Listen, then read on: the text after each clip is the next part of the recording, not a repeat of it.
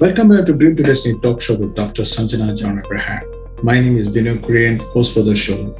Each episode, I interview the most successful and inspiring personalities for you to realize your innate potential to reach your destiny.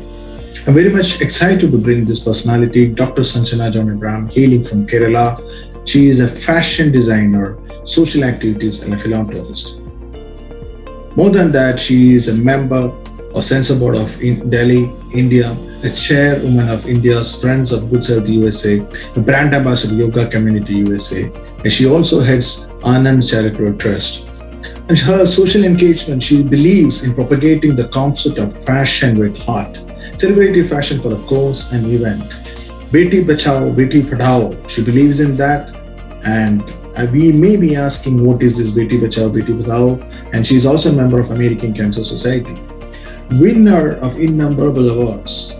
There are a lot, but I could only remember some. I'm going to say she's a winner of Karamveer Puruskar, Paramveer Award, Indira Gandhi Priyadarshini Award, 2 Rajiv Gandhi Excellence Award, Hall of Fame 2014, Stardust Global Icon Award at the Plaza in New York, Stardust Global Achievers Award at St. Regis, Dubai, and she also has Nirbhaya Women's Excellence Award in 2018 and Harmony Women Empowerment Award 2019.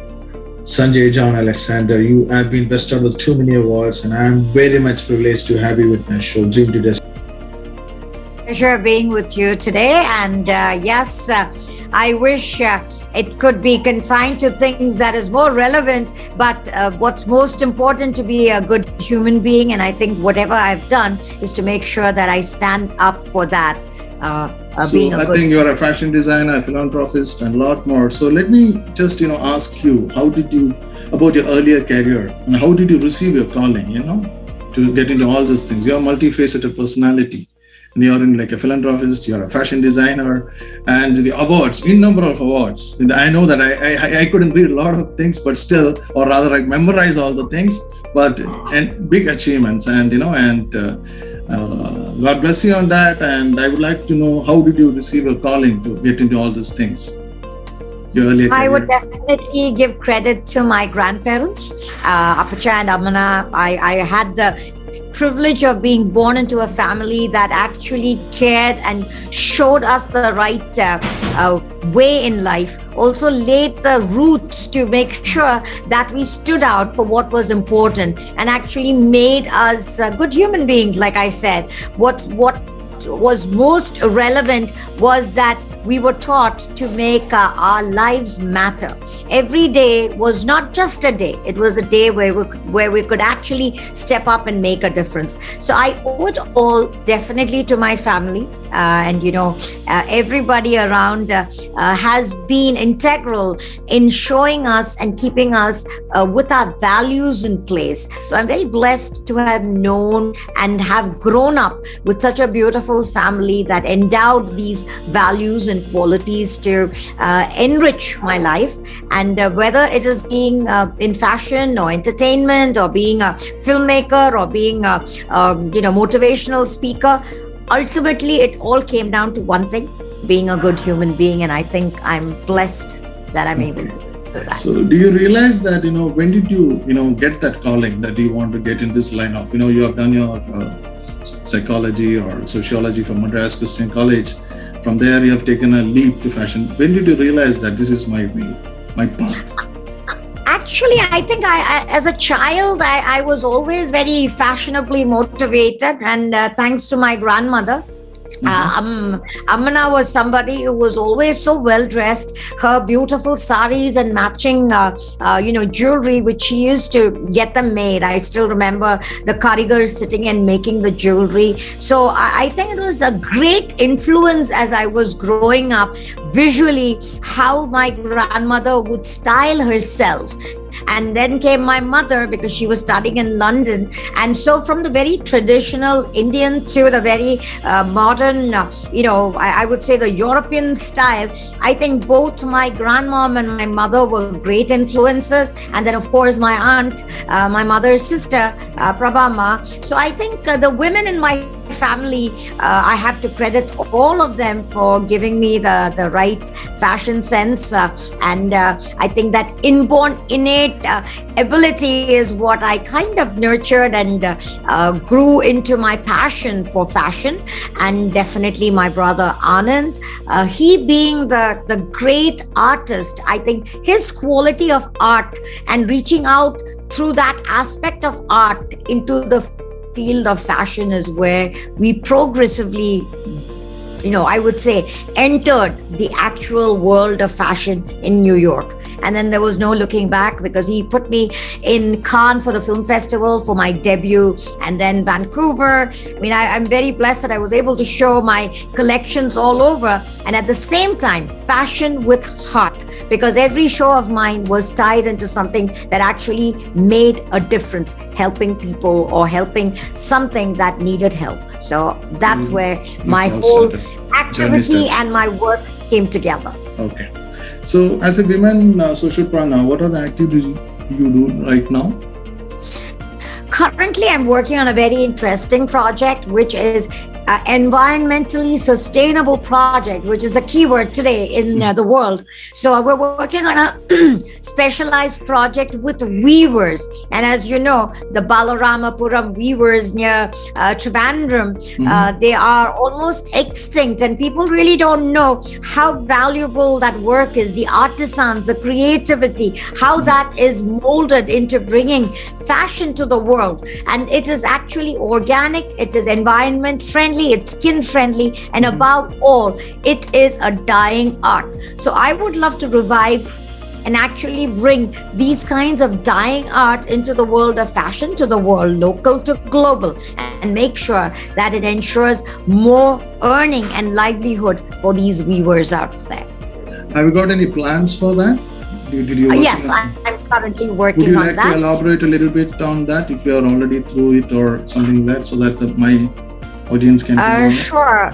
In fact, I've been talking, and this idea was brought to me by our Honorable Minister V. Muralidharan, External Affairs. He's the one who actually highlighted this, and we have been discussing on how we can take it forward. So maybe in the near future, I will actually come down and go visit the villages of, where the weavers are. I want to document the story, how, where, and when this all started, because from what I understand, the weavers came from Tamil Nadu. They were brought by the Tiruvidankar royal family to weave fabrics for them. And right now, we are at a point where we can actually take that to the global market. So what I intend to do is hopefully create some extremely creative pieces using their weaves for the Oscars, and I'm hopefully gonna take it and showcase them at the Oscars. So that's one of the big plans that's currently on paper. So we are hoping to get that going. So, I mean, you started from New York, and how is your journey so far? And what are the beautiful associations that you have built so far during the course of your journey? My journey every day is a new journey, new people, new pastures. But like I said, what's most important is my family. And I think the lives that have been woven, definitely my brother Anand is the most foundational person, because I wouldn't have been in this field if not for him. So he's an integral aspect of my, I would say, venture in fashion. But other than that, I have also, I have a huge baby, I would say a home for my babies, which are my 100 plus street dogs that I've adopted. So they are another, I would say, innate and incredible, beautiful family that I have inculcated in my life so far. So I'm again very blessed that I have all of them, and not to forget the people who matter, because without them I wouldn't be able to do all this. So in short, I value and I do respect the fact that from the animals to the environment to the people, I have a very I would say, important circle that I am affiliated with, and they are the ones who actually make sure that my life is perfect in whichever way I take it. So it's like looking at the glass half empty or half full. So irrespective of how it is, I always look at it as half full. Okay. So, very interesting question. Do you remember the first pet dog that you have habitated your place? Do you remember the first dog? My first baby. I wouldn't say I'm sorry. dog, but I should say one of my grand uncles, he was a veterinarian. And in fact, I think I still remember coming to his house and seeing how that baby was so adored. Thankfully, your father, Apachan, was the one who had the most amazing love for animals. And I think that left a very deep mark in how he treated them. And I think that is a quality that we have acquired. And, today I'm able to take care not just of these 100 at home. We also managed to look out for almost 1,000 around us in Gurgaon, and I'm hoping to make an ashram for them to build a free hospital for all animals, not just confined to dogs, but any animal. And I think the animal world is something that I've grown very, very connected to over the years. But my first baby is not one. I had my prince and princess, and I lost them last year. But they will always remain the closest to me, always. Okay. How did this professional experience impact you? How this experience helped you to manage people? How it helped to do service for human beings? The professional experience impacted you. You have taken a lot of experience of it. How does this experience help you to manage people, or how it help to do service for human beings? It doesn't matter how they are, it matters how I am. And, I don't have any expectations. It's not like I'm doing anything expecting a return for what I do. And in fact, that's why I prefer my work with animals more. There is unconditional love from them. And I think it's mutual the way I react with the animal world. But with human beings, yes, even during COVID, we were setting up innumerable COVID-free rural India centers in the remotest villages, especially in Haryana, Rajasthan, Uttarakhand. So we have been working a lot into mobilizing medical units out here. And as much as I would like to work on the medical aspect with human beings as well, because there is a lot of need in the tribal, rural areas of India. So we are hoping to pan out and reach out and work with them far more as we go on.